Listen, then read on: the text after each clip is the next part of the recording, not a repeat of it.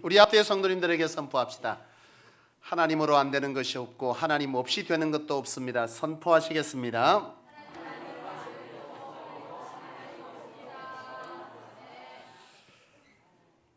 오늘 함께 나눈 말씀의 제목을 먼저 보고 이 제목대로 저와 여러분들이 되기를 원하고요. 오늘 우리 함께 이 제목 함께 보도록 하겠습니다. 한번 읽어볼까요? 시작. 여러분, 사람이 살아가면서 상처 없이 살아가는 사람이 있을까요? 우리가 살아가면서 우리의 일상 속에 벌어지는 모든 일들 가운데에는 우리로 하여금 상처를 입히는 것이 참 많습니다. 그런데 여러분, 이 상처라고 하는 이것은요, 이 굉장한 특징이 있는데 그것은 뭐냐면 상처는 누군가에게 또 다른 상처를 전가시키는 힘이 있다는 것이죠. 여러분, 고사성어에 보면 종로에서 뺨 맞고 한강에서 눈 흘긴다, 이런 고사성어가 있어요. 이건 뭔 말이냐 하면 조선 후기에 여러분 그 한강 종로에 이제 그 유거이전이라고 하는, 소위 말하면 조선계 유거이전이라고 하는 이런 장이 열리는 곳이 있었어요. 근데 이것은 국가에서, 소위 말하면 나라에서 공식적으로 소위 말하면 허가를 내준 그런 장입니다. 그러니까 이 장은 아무나 와서 장을 열 수도, 그리고 장사를 할 수가 없고 허가받은 자만이 그곳에서 장사를 하도록 되어 있는 공식적인 장터죠. 문제는 뭐냐면 이 장터라고 하는 이곳은요, 사람들이 아무나 장사를 할 수 없고 또 거기 아니면 살 수가 없다 보니까 이 장사를 하는 사람들이 굉장히 배짱 장사를 하는 거예요. 그러니까 뭐 살라면 사고 말라면 말고 깎으면 니 가라 그러고 이러니까 이 백성들이 이 장에 가서 늘 뭐 하는 거예요? 돈은 없고 물건은 사야 되겠고 깎아달라면 안 깎아주고 뭐 이런 일들 때문에 늘 그냥 그 사람들에게 멸시를 당하는 이런 수가 굉장히 많았어요. 그러니까 이 물건 사러 갔다가 종종 상처를 받게 되는 거죠. 근데 그때에 여러분 한강 주변에 소위 말하면 마포, 그리고 지금으로 치면 노량진 같은 그곳에 이제 배들이 이렇게 들어오지 않겠어요? 그러니까 배들이 이렇게 들어오면 그 전국 각지에서 노량진으로 해서 이제 물건을 갖고 들어와서 또 옮기게 되는데, 자연스럽게 이 배를 타고 물건을 가지고 들어오다 보니까 이 마포하고 노량진 쪽에 그냥 열린 장터처럼 서민들이 살 수 있는 장이 열렸던 거예요. 이거는 공식적인 장이 아니고 불법적인 장이 열린 거예요. 근데 이 나라에서 이것을 그냥 뒀어요. 왜냐하면 서민들이 그나마 거기서라도 장을 보도록 하기 위해서 모른 척 눈 감아줬던 거예요. 여러분, 오늘 우리가 조금 전에 봤던 이 고사성어가 종로에서 뺨 맞고 한강에서 눈을 낀다는 얘기가 바로 이런 어떤 배경에서 나오게 됐는데, 뭐냐 하면 소위 말하면 조금 전에 종로에 가서 물건 살 때 막 그냥 멸시를 당하고 꾸지람을 듣고 이렇게 했던 사람들이 여기 상처를 받고 이것을 어디 와서 화풀이 하냐면 바로 여기 노량진 장터에 와서 그 사람들에게 막 화를 내고 막 물건 깎아달라 그러고 막 이렇게 하는 이런 일들이 벌어졌던 거죠. 그러니까 뭐예요? 종로에서 뭐 한 거죠? 상처받고 다시 지금 마포나 어디 갔어요? 노량진에 가서 그 상처를 또한 그 사람들에게 화풀이하면서 전가하는 이런 일들을 두고 빗댄 말이 바로 이 고사성어의 이 얘기입니다. 여러분, 사실 우리 일상 속에서도 자주 일어나는 일들 아니겠어요? 여러분, 아침에 출근한 남편이 직장에 갔다 와서 뭔 일이 있었는지는 모르지만 집에 들어오면서 다짜고짜 아내에게 화를 내요. 아내가 상처를 받지 않겠어요? 그러니까 상처를 받았는데 마침 딸내미가 방에서 나오면서 엄마 밥 먹자 그러고 나왔어. 평소 같으면 아무 소리 없이 밥 차리고 같이 했는데 그날따라 엄마가 상처를 받으니 뭐라고 말하냐면 내가 밥 차리는 기계가 이러면서 막 성을 낸 거야. 그 딸내미가 뭐 그냥 다짜고짜 화를 내는 이 엄마로 인해서 그 말에 또 상처를 받은 거예요. 이 딸내미가 방에 시 들어가는데 보니까 소파에 고양이가 앉아있어요. 고양이의 발길자면 이놈이 여기 왜 앉아있냐고 발길질하고 방에 들어가요. 여러분, 이게 뭐예요? 이게 바로 상처를 뭐 하는 겁니까? 또 다른 상처로 전가시키는 거죠. 미워하면서 닮는다는 말이 있지 않겠어요? 여러분, 독한 시어머니 밑에서 며느리 생활한 사람은 시어머니가 되면 뭐 하는 거예요? 나는 절대 그래 아니하지 하는데 희한하게 뭐 하는 거예요? 닮아가지고 똑같이 독한 시어머니가 된다는 거죠. 여러분 군대 다닌 분들 그렇잖아요. 독한 상관 만나면 자기가 그 위에 고참되면 밑에 신참 들어오면 어떻게 해요? 아주 모질게 대하잖아요. 이게 뭐예요? 상처받은 거예요. 근데 그 상처를 뭐 하는 거죠? 다시 누군가에게 전가시키는, 이것이 바로 상처의 힘이라는 거예요. 근데 여러분 이 상처라고 하는 것이 이처럼 전가하는 힘이 있지만 모두가 상처를 받았다고 이 상처를 다 전가시키는 것은 아니에요. 술만 먹으면 집에 와서 아내를 구타하고 자녀들을 때리는 이런 아버지가 있어요. 근데 이 아버지의 아래에는 두 아들이 있단 말이에요. 이 두 아들은 이 아버지가 술만 먹는 날이면 말 그대로 그야말로 무슨 날이냐면 정말로 고통스러운 초긴장 상태의 날이 돼요. 그러니까 아버지 술 먹으면 방으로 막 다 도망들어요. 너무너무 싫은 거예요. 살아오면서 그로 인한 상처가 너무 커요. 근데 이 아들들이 커서 결혼을 하고 가정을 꾸렸는데 큰아들은 술 근처에도 안 가. 근데 둘째 아들은 술만 먹으면 그 아버지가 했던 행동을 그대로 하는 거예요. 술 먹고 와서 또 집에 와서 아내를 또 그냥 난장판을 만들어요. 그래 기자가 이 문제들을 놓고 뭔가 조사를 하면서 묻습니다. 큰아들에게 물어요. 왜 당신은 아버지가 그랬는데 술을 먹지 않습니까? 그렇게 말하니까 이 큰아들이 뭐라고 말하겠어요?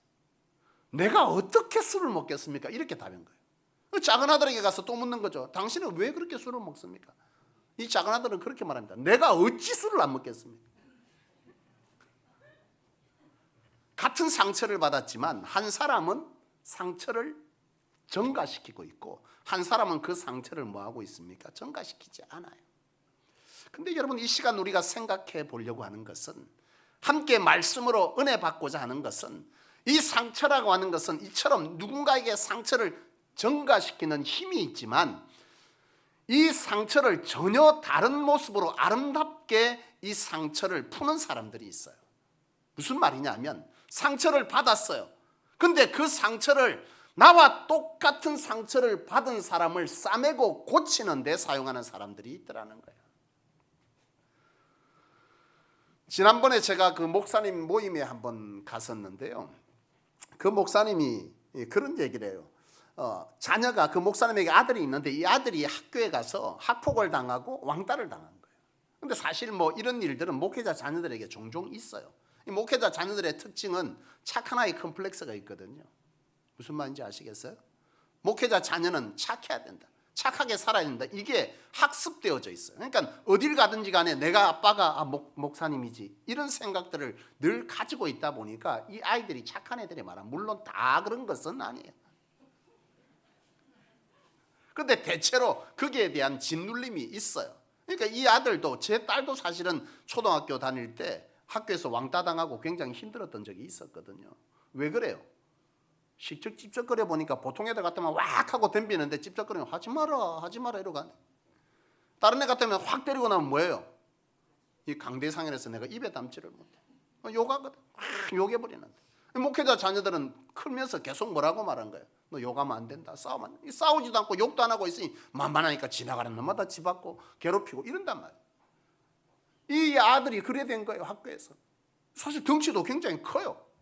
근데 이 아이가 계속 학교에 가서 그렇게 그냥 애들에게 괴롭힘을 당하고 왕따를 당하고 정신적으로 나중에 문제가 오고 이러다가 이제 아버지가 알게 된 거예요. 그 나중에 가서 결국은 이 아이가 학교에서 전학을 하게 되는 이런 문제에 이르게 되는, 굉장히 고통스럽고 상담하러 가고 또 학교 전학하고 이런 어떤 상처를 굉장히 받아버린 거예요. 근데 이 목사님이 가만히 생각을 해보니까 이 일을 겪으면서 주변에 보니까 그런 사람이 의외로 뭐 하더라는 거예요? 많더라는 거예요. 이 양산에는 대체로 그런 일이 참 없어요. 참 감사하게도. 모 학교는 조금 그렇다고 하는데 대체로 보면 이 양산이 그래도 괜찮은 것 같아요. 뭐 어찌됐건 이 목사님이 보니까 주변에 이런 일들이, 또 이런 일들을 당하는 가정들이 있더라는 거예요. 그래서 이 목사님이 생각한 거예요. 내가 지금 이 일로 너무 상처를 받았지만 주변에 그 사람들을 뭐 하겠다는 거예요? 상담해주고 어떻게 해야 될지를 모르는 사람들에게 알려주는 일을 해야 되겠다 해서 이 목사님이 그런 사역을 하게 됐다는 거예요. 여러분 상처받았어요. 이 상처가 지금 이분에는 뭐가 되고 있어요? 사명이 되고 있잖아요. 여러분 신의 선구사라고 여러분은 주 예수 외에는 아는 게 없겠지만 소개하던 신의 선구사가 있어요. 근데 이 신의 선구사가 소위 말하면 이제 기독교 용품들을 만들고 팔고 뭐 이렇게 하는 업체인데요. 이 신의 선구사의 그 대표되는 이 장로님이 한 분 계세요. 임선재 장로님인데요. 임 장로님께서 사실 어릴 때 진짜 가난했다는 거예요. 집이 너무 가난한데 이 가난한 가정에서 태어난 것도 서러운데 이 본인에게 심장병을 가지고 태어났어요. 그러니까 이 심장병 때문에 이 장로님은 어릴 때 병원을 오갔는데 이제 심장병이 잘 낫지를 않아요. 그러니까 오가다가 약을 먹고 하는데 이게 잘 되지를 않으니 결국에는 나중에 수술까지 가야 되는 이런 상황들이 벌어지는데 문제는 뭐예요? 집이 너무 가난한 거예요. 병원에 가서 수술을 해야 하는데 돈은 없으니까 여러분 수술을 해줍니까? 돈 없으면. 사실 제가 지난번에 보니까 미국 같은 데는요 돈이 없어요. 근데 병원에 일단 찾아가면 방법을 찾아줘. 이 대한민국도 좀 그랬으면 좋겠는데 그게 뭐 얼마나 감당할지 모르겠습니다만은 미국은 없어요. 제 아는 목사님 그 사모님이 미국에 들어갔다가 아이를 가지고 출산할 때가 됐는데 들어갈 때 비행기표 값하고 뭐 약간의 생활비만 가지고 들어갔다가 그곳에 애를 놓게 된 거예요. 그 병원에 갔죠. 그 병원에서 수술하기 전에 묻잖아요. 뭐 보호자고 재정이 있냐 이렇게 묻는데 돈 없다니까. 그 병원에서 간호사가 내쫓아. 그 나가는데 의사가 쫓아나왔어요. 왜 쫓아나왔냐? 미국은 그렇게 쫓아냈다가 이 아이가 잘못되면요 그 사람은 법적 처벌을 받습니다. 그럼 어떻게 하냐? 일단 수술을 시켜놓고 그 다음에 복지재단이나 이런 도와줄 사람을 찾아서 이 문제를 해결해 준다는 거야. 대한민국은 그런 법 없어요. 돈 없으면 어떻게 되는 거예요? 그냥 쫓겨나요. 길에서 죽어도 할 수 없는 거예요. 어찌됐건 이 장로님이 어릴 적에 이 심장병을 앓으면서 수술을 못 받게 된 이런 문제가 발생하면서 정말 어려움을 겪게 됐는데 참 감사하게도 연세 세브란스 병원이 기독교 재단 아니겠어요? 거기에 담당 의사가 이 장로님을 무료로 수술을 시켜준 거예요. 너무 감사한 일이죠. 자기가 너무 어릴 때 그 감사가 너무 뼈에 사무치도록 감사했는데 자기가 치료를 받으면서 하나님께 그리고 자기 인생에 결심을 했다는 거예요.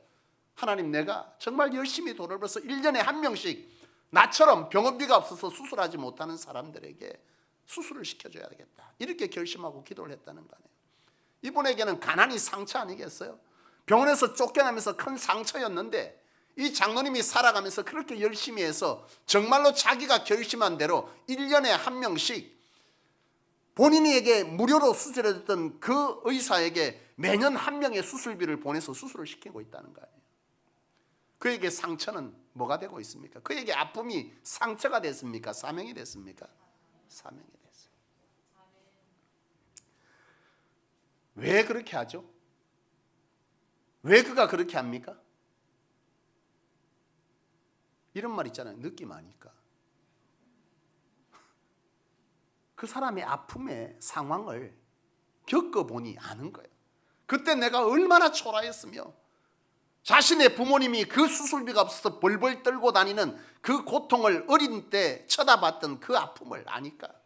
그와 같이 가난한 자들의 아픔이 어떤 건지 아니까. 수술비가 없어서 수술 못하는 사람의 심정이 그 가족들이 겪게 되는 그 아픔을 아니까 그렇게 되는 거 아니겠어요? 오늘 본문으로 들어가 봅시다. 오늘 본문은요 엘리사에 관한 말씀입니다. 오늘 본문에 보면 엘리사 선지자가 가난한 한 여인과의 만남을 가지게 되는데 이 여인이 어떤 사람이냐 하고 보니까 오늘 본문에 두 아들이 있는데 찢어지게 가난한 거예요. 너무 가난해서 빌려 먹다가 결국은 이 두 아들을 노예로 소위 말하면 종으로 빼앗기게 생긴 상황에 있게 된 거예요. 이때에 이 여인이 온갖 주변의 사람들에게 도움을 요청했지만 도와주는 사람이 아무도 없는 거죠. 그런 상황 속에서 엘리사를 만나게 됩니다. 엘리사에게 자신의 처지를 말했는데 여러분 이런 처지를 들으면 여러분 다 해결해 주나요? 그런 말을 들으면 여러분 어떻게 반응합니까? 예? 보통의 경우에 뭐합니까? 기도한다고요? 진짜 기도해 주는 사람이 몇 명 있겠어? 빠져나가기 가장 좋은 말이 뭐예요? 기도해 줄게요. 기도는 무슨? 정말 그 아픔을 당한 사람에게 기껏하면 웃잖아. 기도해 줄게. 그러고 외면해 버리죠. 엘리사에게 이런 사람이 부지기수 아니겠어요? 이와 뭐 꼭 이 문제가 아니었어도 삶 가운데 아픔이 있고 어려움을 겪는 사람이 부지기수 있었을 거란 말이에요. 그런데 이 엘리사가 유독 이 여인의 이 얘기를 듣고 굉장히 적극적으로 반응합니다.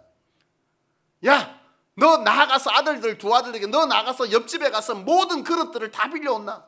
집에 뭐 있냐? 기름 한 그릇밖에 없다. 그러면 모든 빈 그릇을 다 가져오너라. 문 닫아라. 그리고 하나님께 기도하면서 또 엘리사가 기적을 일으키죠. 그 그릇에 기름을 조금씩 옮겨 담아라. 옮겨 담으면 또 차고, 옮겨 담으면 또 차고, 옮겨 담으면 모든 그릇에 기름이 꽉 차는 거예요. 엘리사 해결해 줍니다. 여러분, 엘리사가 외면할 수 있었지만 외면하지 아니하고 이와 같이 적극적으로 그 문제를 해결해야만 했던 이유가 어디 있었겠어요? 엘리사가 경험한 바인 거예요. 엘리사는 사실은 굉장히 부유한 집안에서 태어난 사람입니다. 근데 하나님 앞에 부름을 받아버렸어. 부름을 받는 즉시로 엘리사는요, 그 집의 가족들과 함께 생이별하는 거예요. 하나님께서 나가서 주의를 하라 그러니 집을 떠나서 주님의 선지자의 사명을 감당하기 위해서 집을 나오니 엊그저께까지 함께 있던 부모님과 형제들과 다 지금 뭐 하게 된 거예요? 생이별을 하는 거예요. 이 엘리사가 만났던 이 여인이 자녀 둘과 생이별을 하는 그 생이별의 그 현장을 엘리사는 오롯이 자기 마음으로 받는 거예요. 내가 경험해 봤거든. 가족들과 헤어짐이 얼마나 아픔인지, 얼마나 기다림인지, 얼마나 보고 싶음인지, 그건 안 겪어본 사람 모르는 거죠. 엘리사는 그것을 알았던 거예요. 그리고 이 여인의 가난함을 자기는 겪어본 거죠. 주의 선지자의 일을 감당하려 이 마을 저 마을로 옮겨 다니는데 가는 곳마다 음식이 대접되어 있습니까?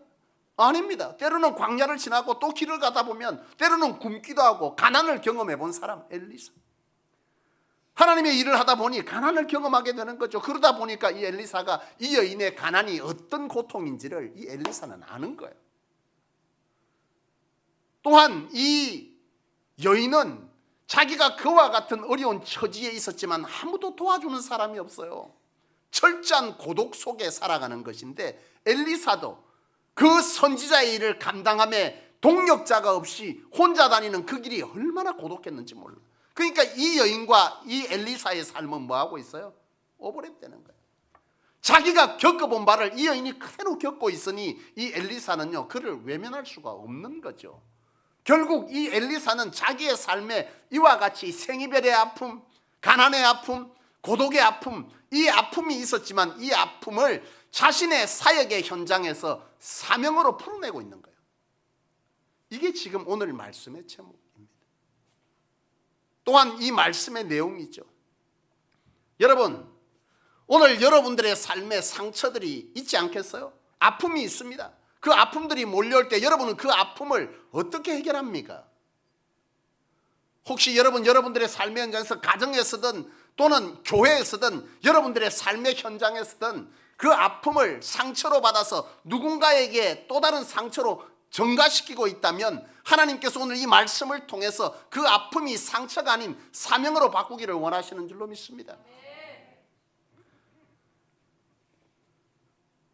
저도 살아오면서 참 아픔을 많이 겪었어요.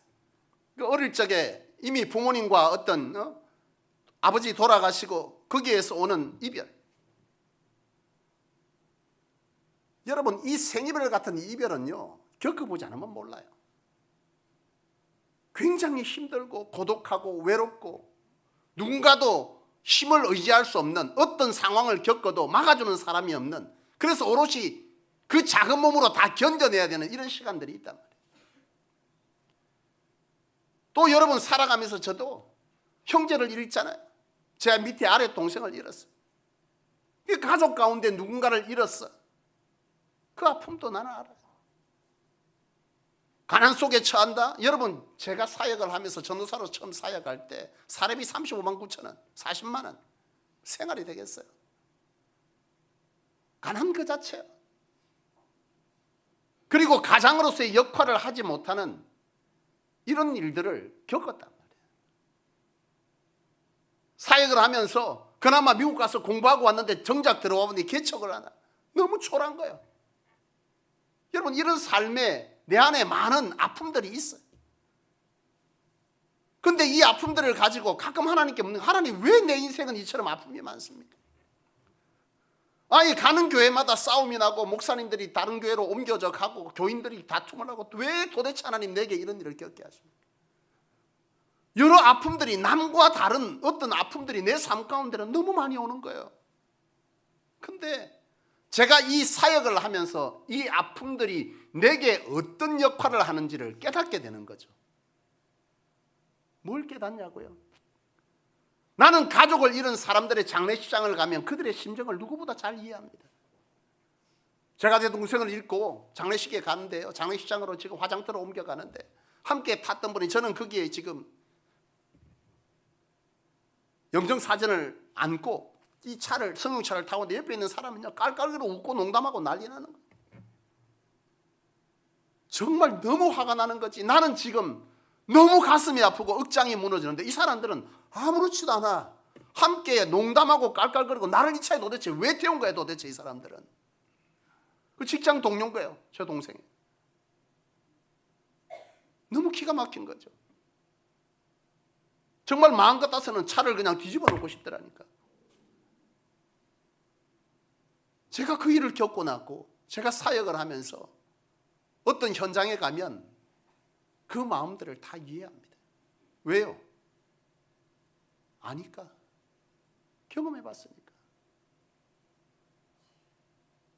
남편의 가장의 역할을 못하는, 또는 역할을 한다고 하지만 그 자리가 미미한 그 아버지의 자리를 나는 누구보다 잘 이해합니다. 왜요? 수년의 세월을 내가 겪었던 일이니까. 이별에 관한 것도 누구보다 깊이 깨달아 아는 사람이니까. 이것이 사역의 현장에 있다 보니까 깨달아지는 거예요. 하나님께서 그 아픔의 시간을 나로 하여금 상처로 여기는 나에게 하나님께서는 이것을 사명으로 바꾸시기를 원하시는구나. 그걸 깨달은 거예요. 고린도전서 10장 13절 말씀에 보면 하나님은 감당 못할 시험당함을 허락지 아니하신다, 이 말씀이 있어요. 지금 영락교회 담임 목사님이시자 그 전에 영도 땅끝교회 담임 목사님이셨던 김은성 목사님께서 그런 얘기를 하신 적이 있어요. 그분에게는 아이가 있는데 아이가 장애아로 태어났어요. 이 목사님께서 사역하면서 이 아이 때문에 너무 많은 시간을 쏟아야 되고 힘든 게 많은 거예요. 하나님께 기도하는 거죠. 하나님, 왜 하필이면 사역하는, 목회하는 내게 이 장애아를 주셨습니까? 기도하는데 하나님께서 그런 마음을 주시더라는 거 아니에요. 내가 이 아이를 이 땅 가운데 보내야 되는데 누구에게 보낼까 고민하다가 너한테 보냈다는 거예요. 그 마음이 들어오는데 그때부터 그 원망이 다 없어지더라는 거 아니에요. 하나님이 보실 때 감당할 만하니 내가 보냈다. 나는 이 사건과 이 말씀을 가지고 오늘 이 말씀과 결부하여 이런 생각을 하게 되는 거죠. 겪어본 자가 겪은 자의 마음을 안다는 거예요. 그렇다면 그 아픈 자의 심정을 헤아려서 치유하고 싸맬 사람이 이 땅 가운데 필요하다면 제대로 사람, 가난한 자에게 가난한 자의 아픔을 모른 채, 요즘 애들 그러잖아. 옛날에 내 클 때 너무 어려웠대. 먹을 게 없었다. 라면 사 먹으면 되잖아요. 라면이 어디 있어 그때. 그렇지 않겠어요? 겪어본 자가 아는 거지 겪지 않은 자는 몰라. 하나님께서 이 땅에 많은 부조리와 사탄의 악한 영역들, 사람의 욕심, 탐욕으로 인해서 생겨지는 수많은 이 땅에 상처받은 자들을 하나님은 치유하기를 원하시고, 그 치유가 하나님이 친히 하시기도 하지만 사람을 통해서 하게 할 때에 이 사람을 오롯이 치유할 수 있는 자는, 그런 상처를 겪은 자가 치유한다면 그 상처를 겪어야 할 자를 누구를 선택하냐라고 고민할 때 하나님께서 저와 여러분들에게 감당할 만한 자라 여겼기에 그것을 준 줄로 믿어요. 나에게 감당할 만한 것이 아니었다면 나는 벌써 뭐 했겠어요? 넥타이 2번 썼습니다. 목 매달았겠죠. 감당할 만하니 내게 주었고, 지금 내가 그것을 감당하여 지금 사역하는 이 사역지에서 그와 같이 사역하는 거예요. 가끔 동료 목사님들이, 후배 또 목사님들이, 또 부교육자 그런 말을 합니다. 목사님 유독 왜 그렇게 성도들의 삶에 깊이 개입해 갑니까? 내 삶이 그러했기 때문에 그렇습니다. 그들의 아픔을 아니 모른 척할 수 없고 기도만 하고 있는 것이 아니라 그렇게 하면 안 된다고, 이렇게 해보자고 무리수를 둬가면서 이렇게 저렇게 얘기를 하는 거예요. 지식이 많아서 많은 경험이 있어서가 아니라 같이 아파하는 거예요. 같이. 사랑하는 여러분, 오늘 저와 여러분들의 삶에 하나님께서 이 땅에 상처받은 자를 치유하기 위해서 내가 어떤 사람에게 이 아픔을 같이 겪어 그것으로 이 사람을 싸매게 할까 보실 때에 감당할 만한 자가 저와 여러분인 줄로 믿으시기를 원합니다. 이것이 우리에게 믿어지면, 우리에게 많은 상처는 누군가를 해하는 또 다른 상처의 증거가 아니라 많은 상처는 하나님의 귀한 사역들을 감당하는 아주 좋은 도구가 될 줄로 믿습니다. 그 많은 상처가 내한테 상처가 아닌, 아픔이 상처가 아닌 사명이 되어질 때 오늘 우리는요, 세상의 아픔을 치유하는 치유자, 사명자가 되어질 줄로 믿어요. 여러분에게 어떤 상처가 있습니까? 바라기는 오늘 이 말씀을 통해 그 받은 상처에 여러분을 가두지 마시기를 원합니다. 그 상처에서 함께 벗어나 봅시다. 그 상처로 나와 똑같은, 나와 유사한 상처를 받은 사람들의 마음을 함께 헤아려 그들을 그 상처에서 만져주고 치유하고 회복해내는 그런 하나님의 뜻을 받들어 사는 참 그리스도인, 하나님의 사람, 그 사람이 저와 여러분 되셔서 이 성소가 진정 세상에 온통 상처받은 자들이 이곳에서 싸매어지고 회복되어지고 그들이 또한 똑같은 경험을 하여 이 세상에 많은 상처들을 치유하고 회복하는 진정 교회 같은 교회, 욕심만 가득 차고 욕심을 해결하기 위해서 모여드는 교회 아닌 진정한 이 시대의 상처를 싸매고자 하나님께 거룩한 욕심을 가지고 거룩한 자의 사명감을 가지고 거룩한 하나님의 영향력을 가지고 이 교회를 더욱 부흥케 하고 이 양산 땅을, 그리고 이 한국 땅을 세계 열방에 하나님의 치유의 교회들을 세우고자 하는 그런 일들이, 하나님은 저와 여러분들에게 계획을 가진 줄로 믿고 나는 저와 여러분들이 그 일에 동의하여 아멘하고 그 일을 사모하며 살아내는 그런 저와 여러분들의 인생이 되실 수 있기를 주의 이름으로 축원합니다. 기도합시다. 하나님 아버지,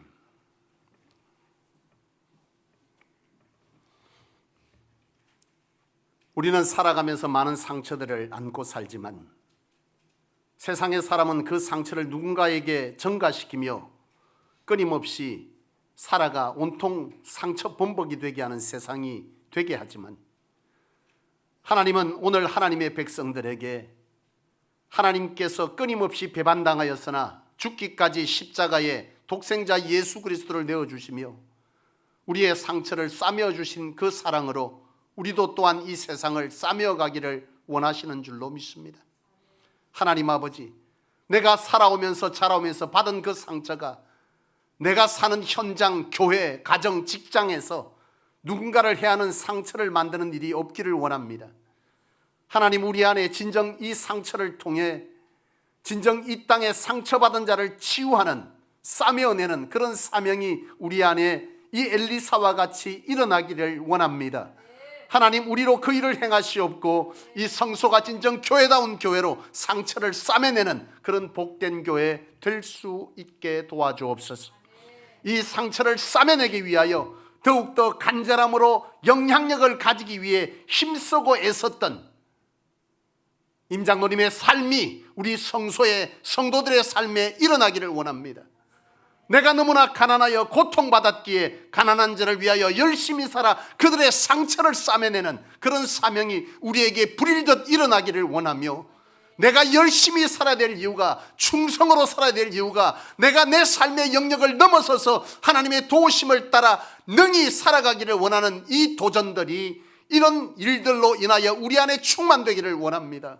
하나님 아버지, 부디 우리 안에 이 마음으로 살아갈 능을 허락하여 주옵시고 함께 하신다는 그 하나님의 임마누엘이 우리 삶에 일어나 이 일을 능히 해내는 성소 될 수 있게 축복해 주시옵소서. 그리하실 하나님을 기대하며 우리 구주 예수 그리스도 이름으로 간절히 기도하옵나이다. 아멘.